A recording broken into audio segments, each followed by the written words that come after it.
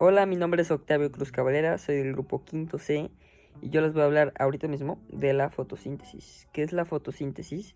Pues bueno, la fotosíntesis es un proceso que es químico, un proceso químico, el cual como resultado da energía química. Energía química obtenida gracias a la energía solar. Y esta fotosíntesis la realizan pues entre las plantas, aparte también las bacterias, las algas, todo organismo que tenga clorofila.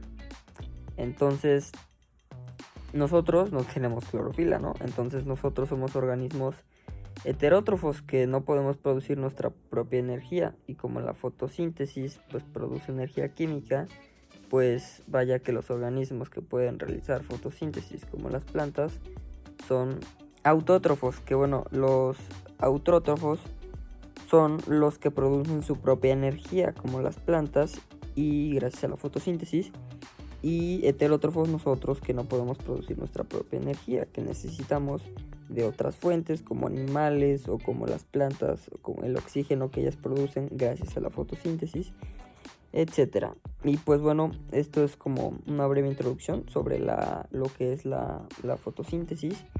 Y bueno, la fotosíntesis tiene dos fases, una que es la fase obscura y otra que es la fase luminosa. Primero vamos a hablar sobre la fase luminosa. En la fotosíntesis es muy importante la clorofila.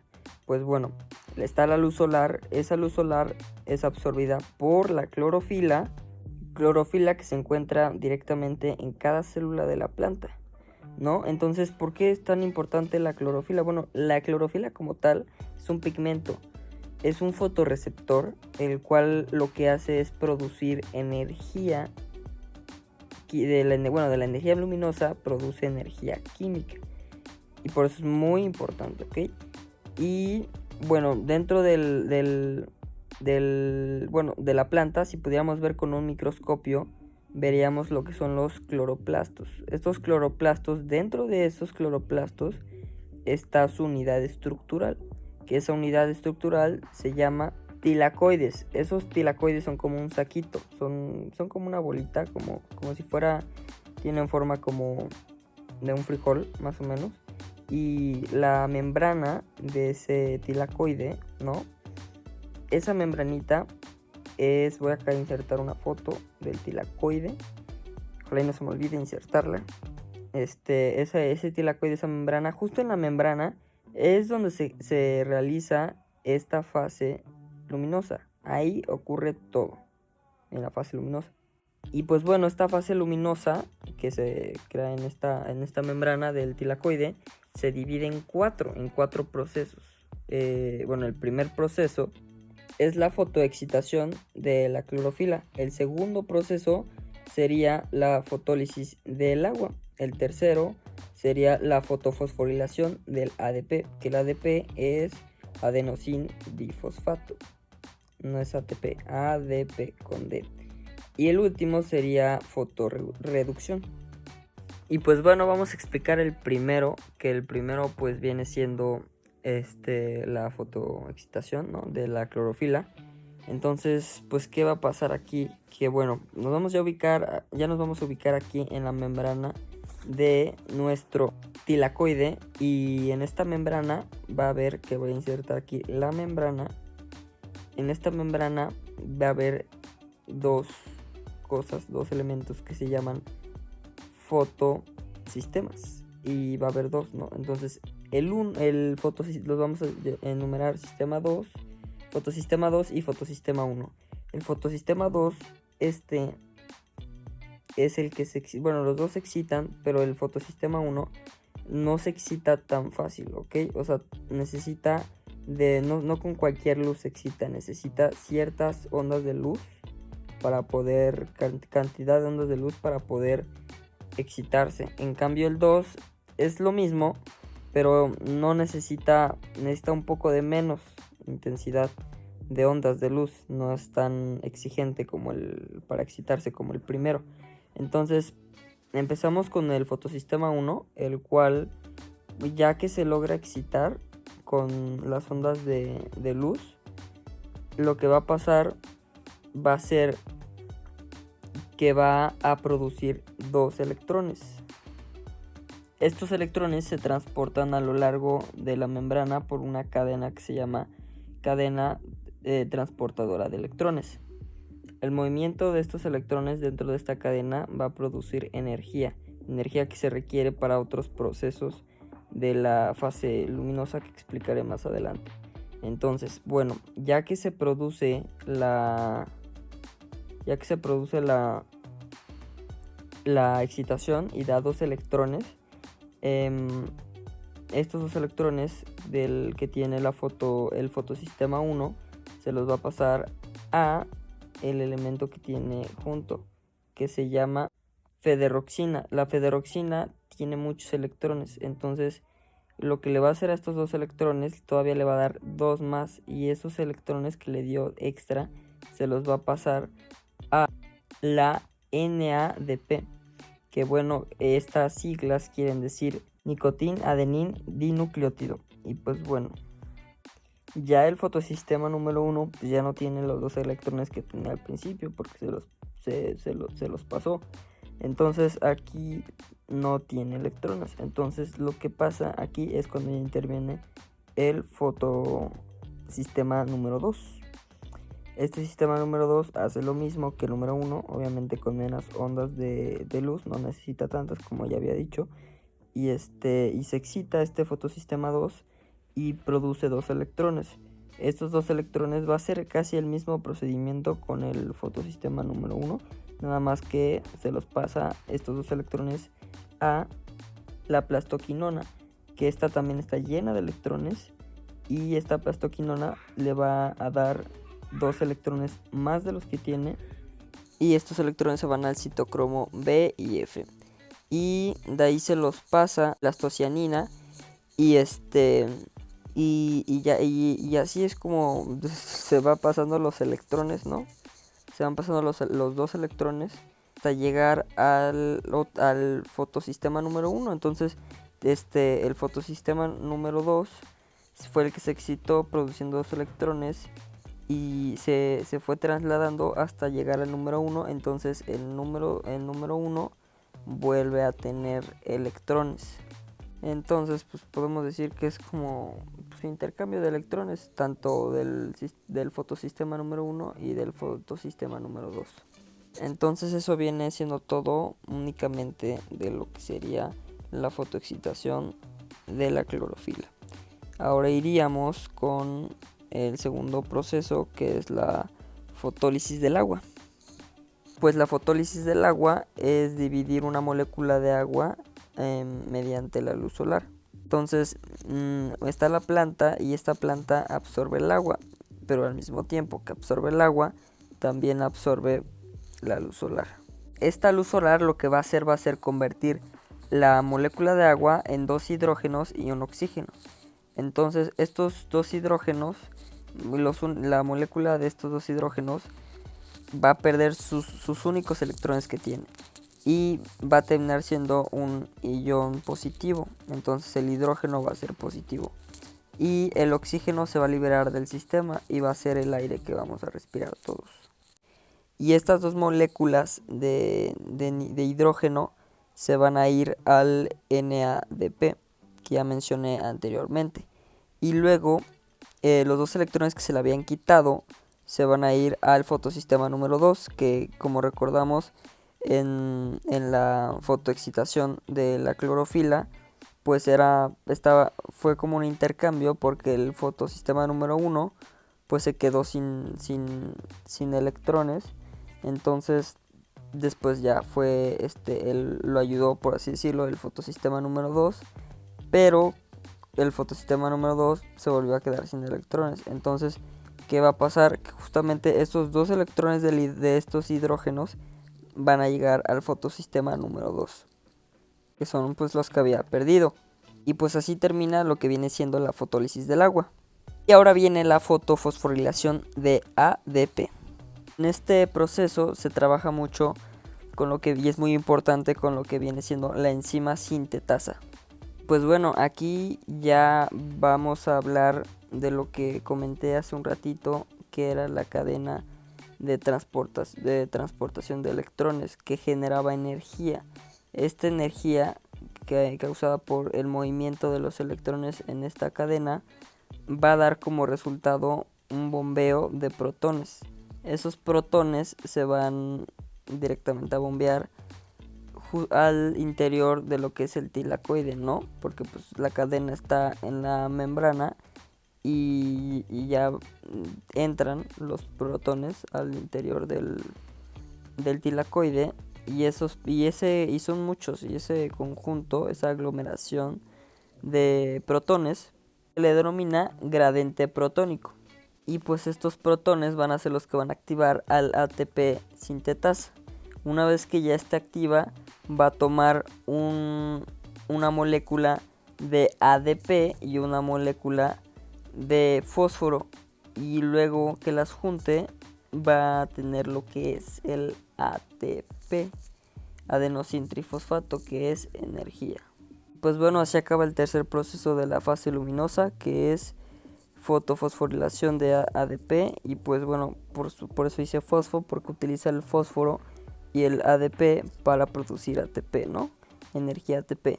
Y bueno, ahora viene lo que viene siendo el último proceso de esta fase luminosa, que es fotoreducción, que bueno, consiste en que el NADP, que ya traía dos moléculas de hidrógeno y dos electrones esos los dos electrones que tenía más anteriormente, pues que está el NADP, está en el estoma, lo va a convertir en NADPH2, que este NADPH2 es muy importante en la fase oscura.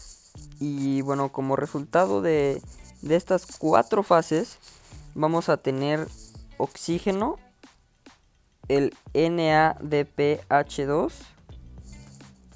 y como tercero ATP y adenosintrifosfato. Y esas son las 3 cosas que dan como resultado la fase luminosa. Ahora vamos a pasar a hablar sobre la fase oscura. Y bueno, la fase oscura ocurre dentro del estoma, ¿ok? El estoma, ¿dónde está? Pues ahorita les voy a enseñar. Pues bueno, aquí tenemos el cloroplasto. Aquí, como podemos ver, este dibujo es acá a gran detalle, que están los tilacoides y luego están descansando ordenados bajo una lamela, que estas son las lamelas, como estas bases. Y lo que está alrededor de las lamelas y los tilacoides, los puntitos, esos son los estomas. Pues bueno, ya vimos que ocurre en el estroma este proceso de fase oscura. Ahora, ¿qué se utiliza? Pues se va a utilizar el NADH, que es NADPH, y el ATP, que estos dos, como dije anteriormente, son los productos de lo que viene siendo la fase luminosa. Ahora, yo también mencioné el oxígeno, pero el oxígeno no es un producto de la fase luminosa, es un residuo, no es un producto, no se produce, la planta lo desecha, entonces no es como tal un producto. Y solamente se van a utilizar para esta fase oscura esos dos. Y luego de esto, ¿qué vamos a obtener? Vamos a obtener la glucosa, ¿ok? Y este proceso de fase oscura se va a dividir en 5 fases. La primera va a ser la activación. La segunda va a ser la fijación de CO2. La tercera va a ser reducción. La cuarta va a ser desdoblamiento y la quinta va a ser regeneración. Bueno, vamos a explicar la primera, que para explicar la primera, aquí yo tengo lo que es el ciclo de Calvin. Aquí voy a sacar una imagen de esto. Pues justo ahora les debe aparecer aquí una imagen del ciclo de Calvin, la cual el ciclo de Calvin, pues bueno, vamos a empezar explicándolo por la primera etapa, que es la de activación. Esta etapa de activación lo que va a hacer activar una enzima que se llama... La enzima se llama ribosa monofosfato. ¿Y cómo se va a activar? Pues bueno, está el ATP, ¿no? Que dije que se iba a utilizar. Ese ATP tiene 3 fósforos. Entonces lo que va a hacer esta enzima va a ser tomar uno de sus fósforos. Entonces el ATP se va a quedar con 2 fósforos. Y la ribolosa monofosfato, pues mono, que tiene un fosfato nada más. Y pues bueno, en un inicio pues era ribolosa monofosfato, ¿no? Porque tenía uno, pero como le pidió uno al ATP, pues ya va a tener 2 en sí. Entonces el ATP va a tener 2 de los 3 que tiene. Y la ribolosa de este monofosfato se va a convertir a ribolosa difosfato, que ahí ya podemos ver cómo pasa cómo empieza. El ciclo empieza a ejecutarse, que era ribolosa monofosfato, ahora es ribolosa difosfato. Y el ATP, en lugar de ser ATP, se va a convertir en ADP, porque ya no es adenosín trifosfato de 3. Ahora va a ser difosfato de 2, por eso es adenosín difosfato. Bueno, aquí acabaría la primera etapa, que sería activación, la primera parte del ciclo. Luego la segunda parte del ciclo, lo que va a pasar va a ser la fijación del CO2. Fijación del CO2, lo que va a pasar va a ser que la ribolosa difosfato va a capturar al CO2 con ayuda de una enzima que tiene como forma de Pac-Man, que se llama rubisco, o más bien rubisco, que significa ribolosa difosfato carboxilasa. Entonces estas dos van a trabajar en conjunto para capturar o atrapar al CO2. Pues bueno, en esta fase lo que va a pasar es que vamos a tener pues los 3 como productos que tuvimos de la anterior fase, de la segunda fase, que viene siendo pues la ribolosa difosfato, el CO2 como tal, y la ribolosa difosfato carboxilasa, que es el rubisco. Estas 3 juntas van a formar lo que es el fosfoglicerato.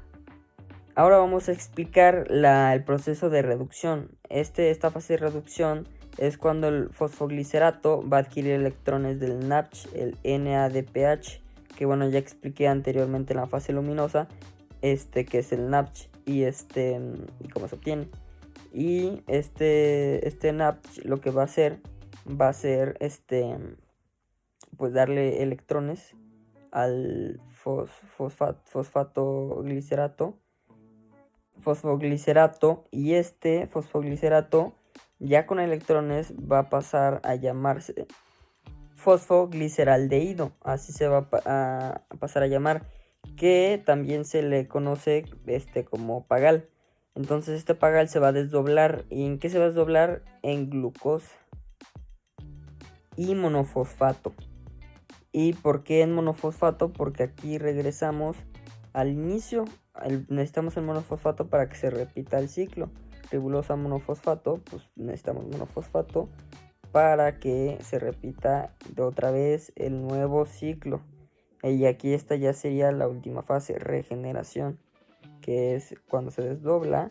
Ya una vez que está el desdoblamiento se obtiene la glucosa y el monofosfato, y ya con el monofosfato se repite el ciclo, y la glucosa pues es el resultado de todo este ciclo. Y pues bueno, la glucosa solo se obtiene después de 6 vueltas. O sea, sí se forma, cada vuelta se forma la glucosa, pero una glucosa como tal ya se forma completa, ya se forma después de 6 vueltas. Y bueno, en realidad lo que se forma no es glucosa, lo que se forma es fructuosa 6-fosfato. Que esta fructuosa 6-fosfato se va a isomerizar y ya va a formar lo que es la glucosa como tal.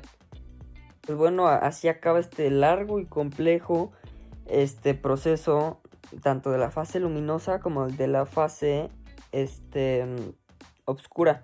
Yo pensé que el de la fase oscura iba a ser más complejo, no estoy seguro, se me hace que sí, pero yo intenté, después de que vi la fase luminosa y la expliqué creo que un poco más a detalle, que bueno, las dos siento que estuvieron muy bien explicadas, pero siento que la fase luminosa es con este ciclo de Calvin, la verdad es que pues ayuda bastante, ¿no? A entender todo esto de una manera más fácil y más dinámica también. Y pues bueno, con la imagen, lo que expliqué es prácticamente el ciclo de Kelvin, que es lo que está, la imagen que estuve todo el tiempo poniendo aquí abajo. Y pues bueno, así acaba la fase oscura y la fase luminosa, y que en sí engloba a la fotosíntesis. Y pues ya por fin obtenemos nuestra glucosa y el oxígeno, ¿no?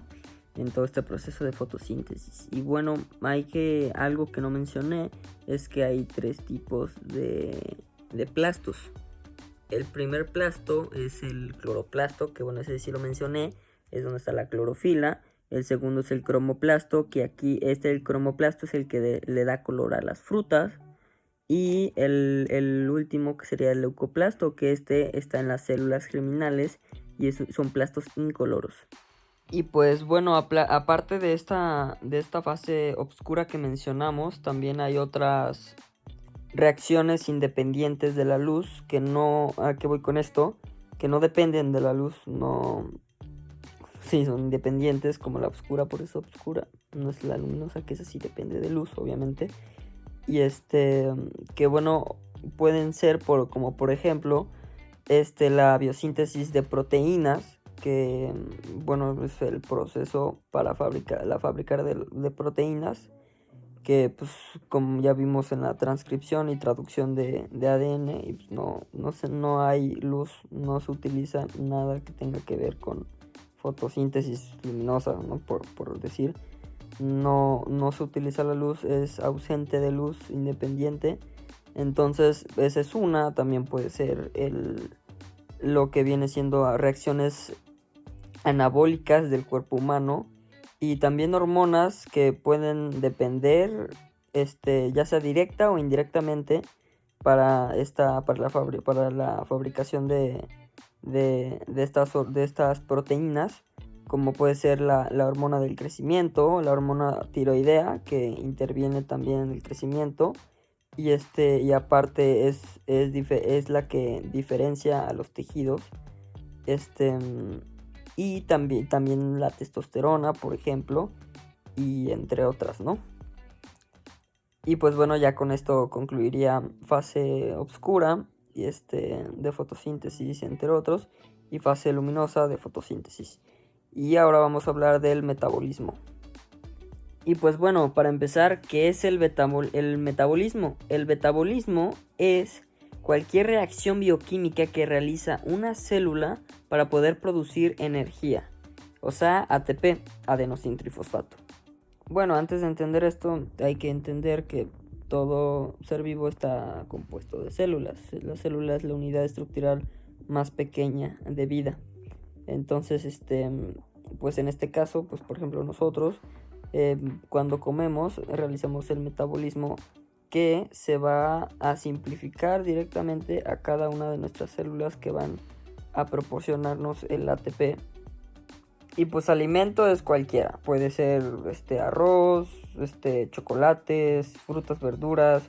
Obviamente lo mejor es una alimentación balanceada, ¿no? Pero nuestra célula como tal, de lo que le demos, se va a alimentar. Y pues esos alimentos se dividen cada uno en su biomolécula, ¿no? El arroz o el chocolate, por ejemplo, son carbohidratos, la carne, proteínas, etcétera, ¿no? Una hamburguesa es un triglicérido, entonces es un lípido, y entre otros.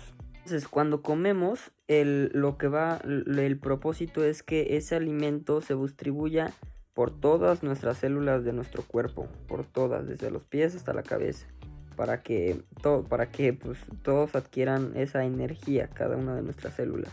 Ahora, por poner un ejemplo, por ejemplo, cuando comemos, lo que va a pasar es que, por ejemplo, me como un chocolate, llega al estómago, se disuelve por el ácido gástrico, y como el chocolate tiene unas moléculas muy pequeñas, o sea, los carbohidratos, pues lo que se va a pasar del estómago al torrente sanguíneo. Esas moléculas van a pasar al torrente sanguíneo y van a llegar y van a circular desde la cabeza hasta nuestros pies, esas moléculas de carbohidratos, hasta llegar a nuestras células de cada una de nuestro cuerpo.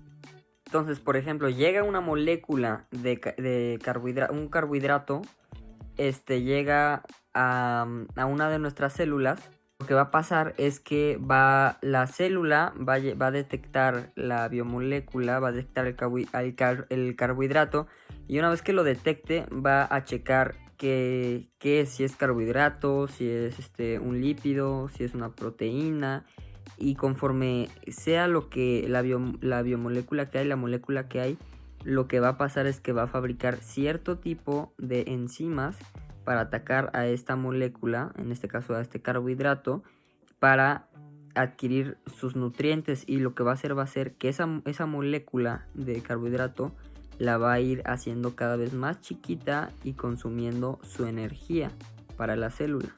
Bueno, como digo, hay cada biomolécula tiene una reacción en la célula distinta. ¿A qué voy con esto? Que utiliza diferentes vías o rutas metabólicas, ¿no? Entonces, una ruta metabólica no es la misma para un carbohidrato que para un lípido, pero bueno, el proceso es el mismo. La célula va a crear ADN, perdón, el ADN dentro de la célula va a crear enzimas que van a atacar a esas moléculas para adquirir su energía. Ok, algunos ejemplos de estas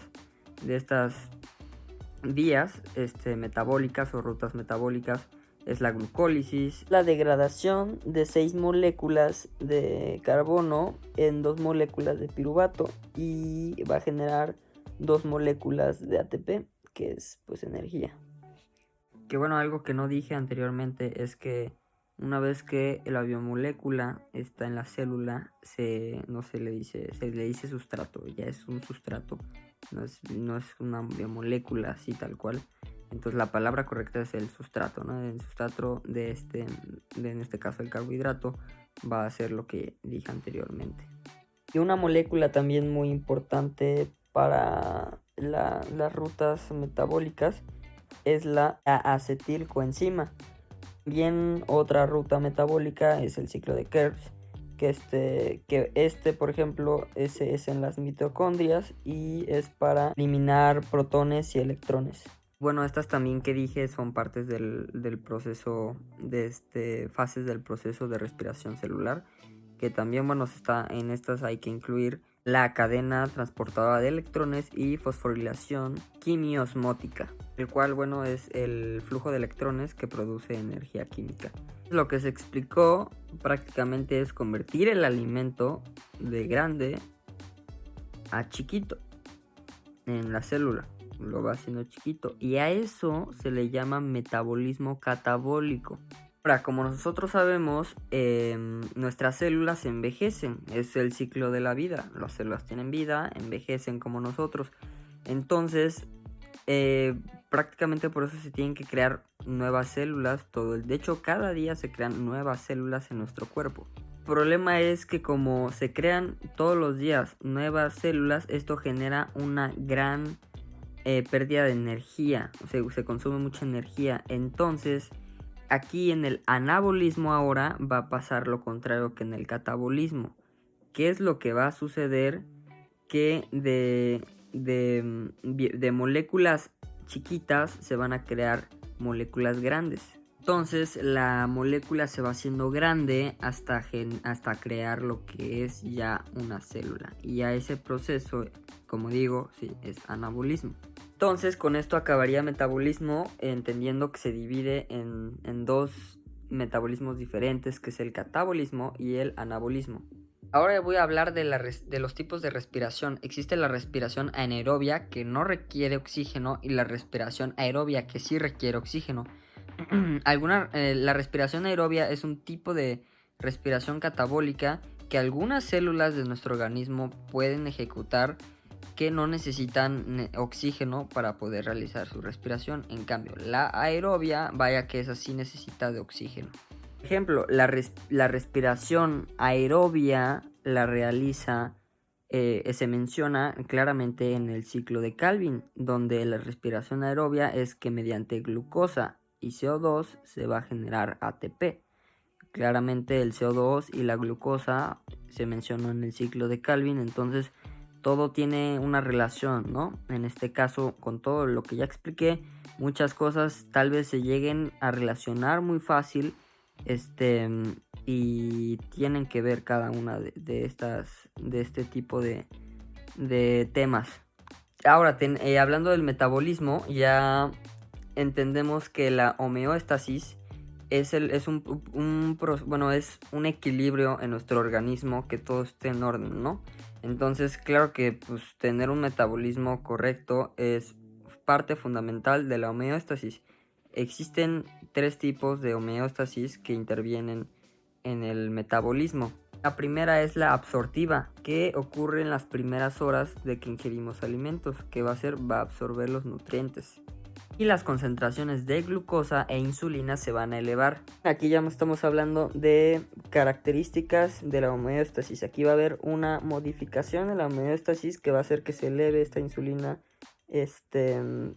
fuera de lo normal.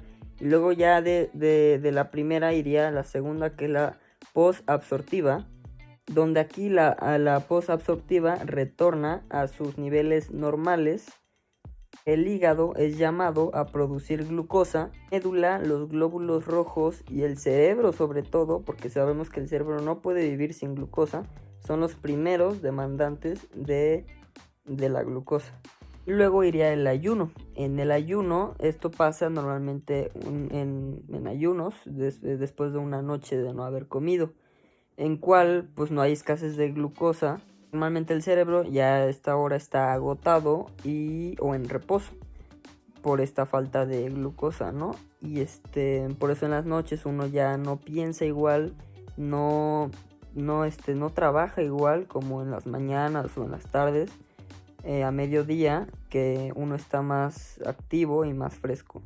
Y bueno, ahora mencionando hormonas en procesos catabólicos, estamos hablando del tema principal, que es homeostasis, y se desglosa todo lo que estoy comentando ahorita.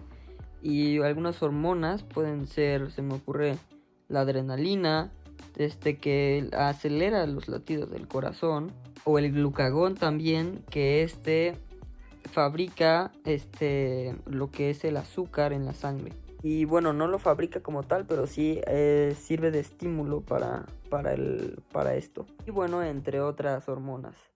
Y por ejemplo, hablando de anabolismo, en metabolismo anabólico existen 2 tipos. El que lo hacen los autótrofos, que son las plantas. Y este tipo de anabolismo lo hacen la fotosíntesis y la quimiosíntesis. Que bueno, ya explicamos bien eso. Y luego iría los heterótrofos, que crean moléculas grandes a partir de moléculas pequeñas. Que bueno, los heterótrofos somos nosotros, que no podemos producir nuestra propia energía como las plantas lo hacen. Y pues ya eso sería todo de mi parte. Y de acerca de metabolismo. Y ahora vamos a hablar sobre el nuevo tema, que es inmunidad. Y pues inmunidad es un estado de protección. En nuestro caso tenemos nosotros un sistema inmunológico que nos va a proteger y a defender de agentes patógenos. Y pues la materia que estudia este sistema inmunológico y los mecanismos de cómo funciona es la inmunología. Y las células de nuestro cuerpo, como por decir los linfocitos o los neutrófilos, que por cierto los linfocitos son los últimos en llegar. Cuando por ejemplo te haces una herida, estas células del sistema inmunológico llegan a la herida a defender y evitar alguna infección. Y los últimos en llegar normalmente son ya los linfocitos. Creo que de los primeros son los neutrófilos. Bueno, esto lo sé porque voy en capacitación y estoy viendo justo ahora lo mismo. Voy en laboratorio clínico y por eso es que la maestra recuerdo que comentó eso. Y por eso es que lo agrego aquí, ¿no? En el sistema inmunológico. Y bueno, nuestro sistema inmunológico se divide en 2. El sistema innato y el sistema adaptativo. El innato es el primer grupo de defensa que aparece cuando te cortas, por ejemplo.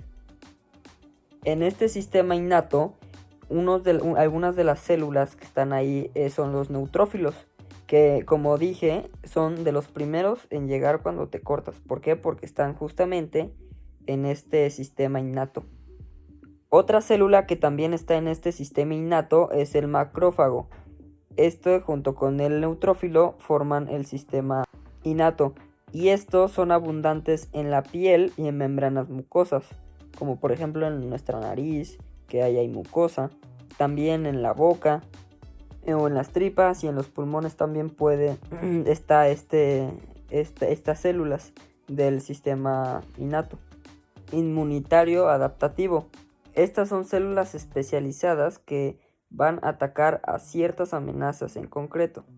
Y las células más importantes de este sistema adaptativo, sistema inmunitario adaptativo, son las células A y B, que son de linfocitos. Y estas se encuentran en los ganglios. Este sistema adaptativo lo que va a hacer, tiene una muy buena memoria, porque cuando uno se infecta, cuando uno entra en alguna infección o alguna enfermedad, y este sistema inmunitario adaptativo se pone en juego, entra a proteger al cuerpo, al organismo, y ya recuerda ese patógeno. Entonces, cuando existe alguna reinfección, este sistema ya sabe cómo combatirlo y va a evitar así posibles daños celulares y tal vez una infección. Va a evitar que llevar esta enfermedad a un nivel superior. Entonces puede que, por ejemplo, ahorita me da gripa, me da un resfriado, entonces mi sistema inmunitario se pone a la defensa, y en caso si es COVID, por ejemplo, pues va a entrar ese sistema inmunitario adaptativo, y si ya me dio hace poco, posiblemente recuerde este sistema innato, lo vaya a recordar y me vaya a defender. Pero claro, no todas las enfermedades tienen el mismo nivel de memoria. Por ejemplo, si me da COVID-19 y en un año me vuelvo a infectar, vuelvo a tener ese virus, posiblemente mi sistema innato ya no recuerde a ese virus. Entonces, es muy buena su memoria, pero es muy diverso. No es lo mismo para cada enfermedad. Cada una tiene una complejidad muy, muy grande de cómo va a reaccionar a nuestro cuerpo. Ahora voy a hablar de las sustancias psicoactivas. Son sustancias que son perjudiciales y son dañinas y influyen directamente en nuestro sistema nervioso central. Esta es una palabra clave, y también hay que entender que estas sustancias van a alterar la homeostasis, así como también van a alterar el metabolismo. Van a provocar un desequilibrio. Algunas sustancias psicoactivas son las siguientes: dopamina, que es la que controla el sueño, el aprendizaje, los movimientos, y si esta, por ejemplo, se ve afectada, esta dopamina va a haber un desequilibrio en la homeostasis, ¿no? Luego también otro ejemplo es el glutamato, que controla el riñón y su equilibrio, así como también el aprendizaje. Otro también es la serotonina, que esta controla el deseo sexual, la actividad motora, como el miedo, la angustia, y también regula la temperatura corporal. Otros también son los receptores colinérgicos, que estos perciben sustancias como la nicotina, y estos regulan el sueño, el dolor y la memoria también. Y bueno, estos son algunos ejemplos de esas sustancias que pueden verse afectadas por los psicoactivos. Y pues bueno, creo que esto es todo. Ya abordé todos los temas detalladamente, algunos un poquito menos, un poquito otros más, y para complementarse y así quedar todo muy claro. Y pues bueno, esto es todo de mi parte. Espero que pues haya transmitido de manera correcta los conocimientos que adquirí. Y pues gracias por escuchar, y eso es todo.